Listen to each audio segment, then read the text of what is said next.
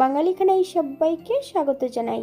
আপনারা তো অনেকভাবে ফ্রোজেন ইঁচড় রান্না করে খেয়েছেন। একবার আমার মতন করে সহজ পদ্ধতিতে আপনিও শিখে নিতে পারবেন ছোট ছোট টিপস সহ।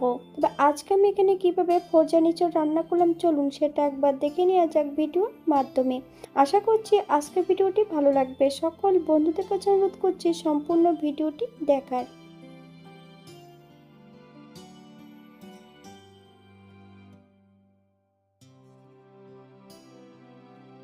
এখানে আমি আগের থেকে বেশ কিছুটা ইঁচড় নিয়ে নিয়েছি। ইঁচড়ের বড় বড় টুকরোগুলো একটু ছোট ছোট টুকরো করে কেটে নেব।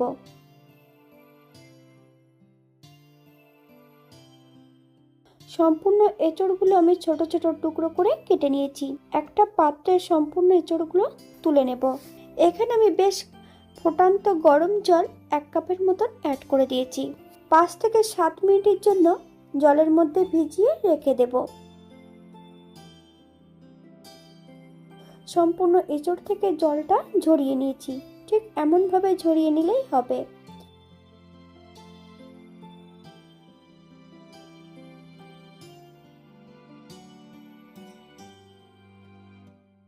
অপর দিক থেকে একটা কড়াইতে বেশ কিছুটা সরষের তেল অ্যাড করেছি।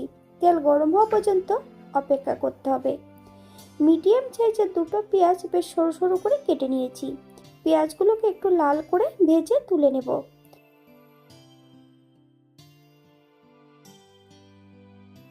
এই পর্যায়ে অ্যাড করব 10 থেকে 12 কোয়ার মতন রসুন।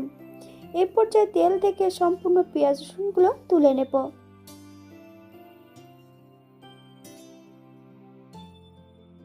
একটা মিক্সার বোলের মধ্যে বেশ কিছুটা কাজু বাদাম, ভাজা পেঁয়াজ আর ভাজা রসুন দিয়ে সামান্য একটু জল একটা মিহি পেস্ট তৈরি করে নেব।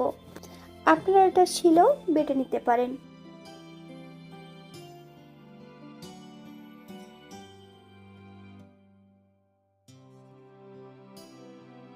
একই তেলের মধ্যে বেশ কিছুটা লবণ হলুদ দিয়ে আলু ভেজে নেব। আপনারা যদি পছন্দ করেন তাহলে পরিমাণে বাড়িয়ে দিতে পারেন।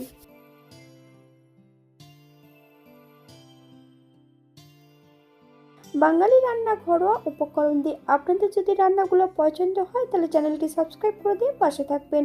পাশে থাকা বেলটি বাজিয়ে দেবেন, নইলে নিত্য নতুন রান্নার নোটিফিকেশন পাবেন না।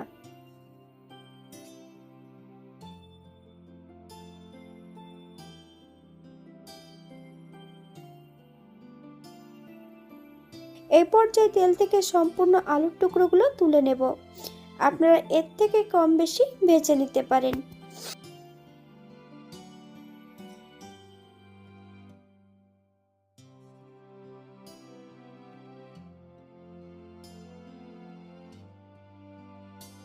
একই তেলের মধ্যে আমি এখানে এঁচড়গুলোও ভেজে নেব। তবে এঁচড় ভাজার সময় কিন্তু আমি এখানে লবণটা অ্যাড করব না। একটু হলুদ গুঁড়ো দিয়ে সম্পূর্ণ এঁচড়গুলো বেশ লাল করে ভেজে নেব। আপনারা আপনাদের পছন্দ মতন এঁচড়গুলো ভেজে নিতে পারেন।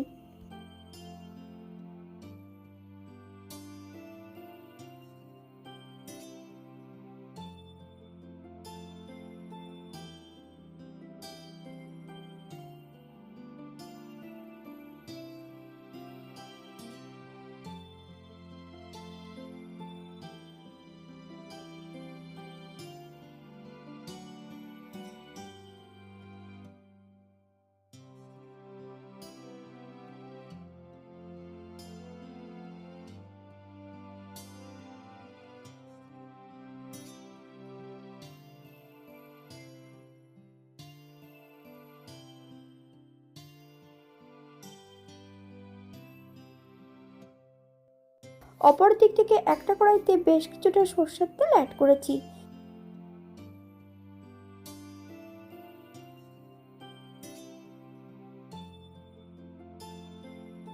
তেল গরম হওয়া পর্যন্ত অপেক্ষা করতে হবে। ফোড়নে রেখেছি সাদা জিরে, দারচিনি, এলাচ, লং।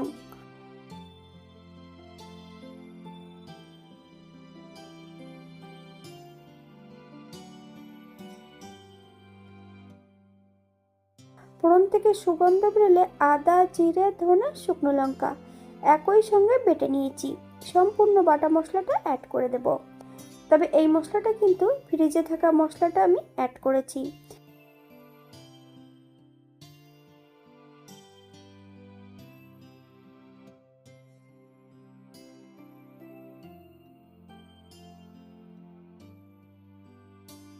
হাফ চামচ হলুদের গুঁড়ো, 1 চামচ লবণ। আপনার স্বাদ অনুসারে লবণটা অ্যাড করবেন।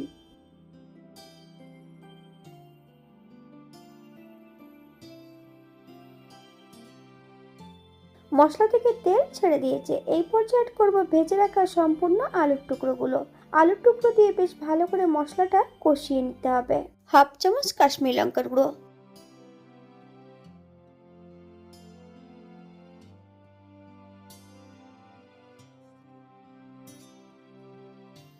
পেঁয়াজ, রসুন এবং কাজু বাদামের যে মিশ্রণটা, সম্পূর্ণ মিশ্রণটা কড়াইতে অ্যাড করে দেব। গ্যাসের ফ্লেমটা লোতে রেখে কয়েক মিনিট ভেজে নিতে হবে।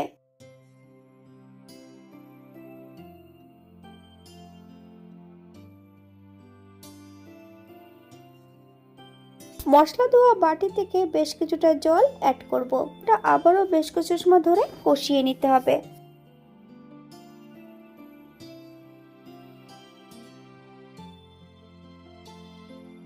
আপনারা একবার স্ক্রিনের দিকে ফলো করবেন।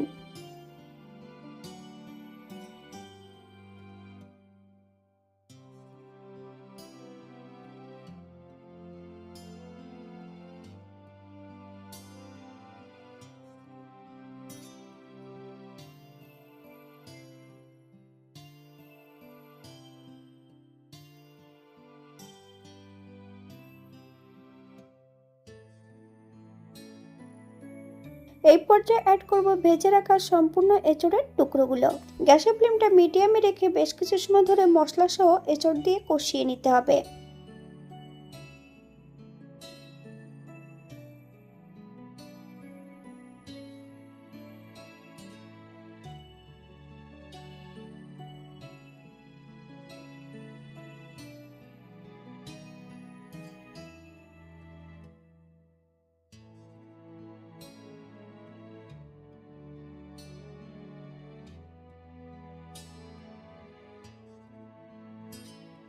বেশ কিছুটা গোটা লঙ্কা আর বেশ কিছুটা ধনেপাতা কুচি অ্যাড করব।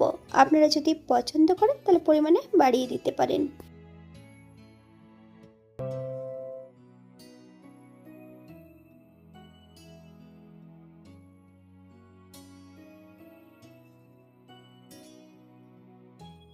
এখানে আমি গ্রেভির জন্য 2 কাপ জল অ্যাড করব।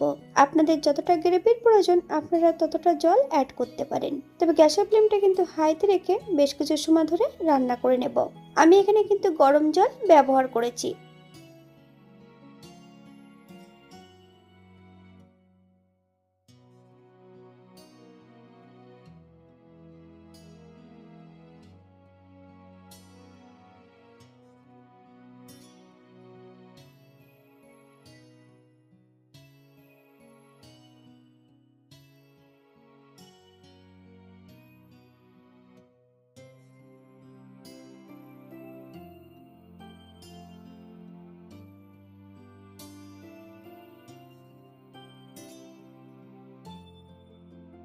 এক চামচ গরম মশলা গুঁড়ো,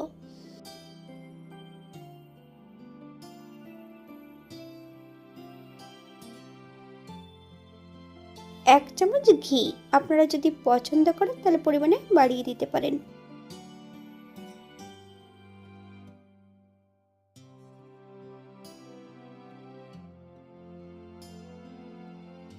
গ্যাসের ফ্লেমটা অফ করে দিয়ে 5 মিনিটের জন্য স্ট্যান্ডিং টাইম দেব, তারপর সার্ভ করব।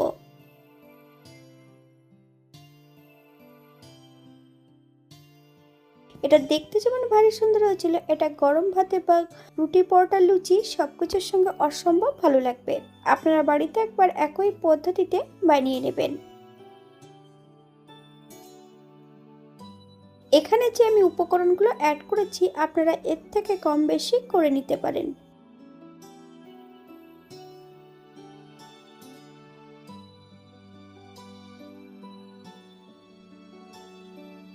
আজকের ভিডিওটি এই পর্যন্ত। সবাই সুস্থ থাকবেন, ভালো থাকবেন। অন্যদিন নতুন রেসিপি নিয়ে আপনাদের সামনে আবার আমি হাজির হব। নতুন ও পুরনো সকল বন্ধুদের অসংখ্য ধন্যবাদ ভিডিওটি দেখার জন্য। হাতে যদি সময় থাকে তাহলে একটা লাইক, কমেন্ট, শেয়ার করবেন।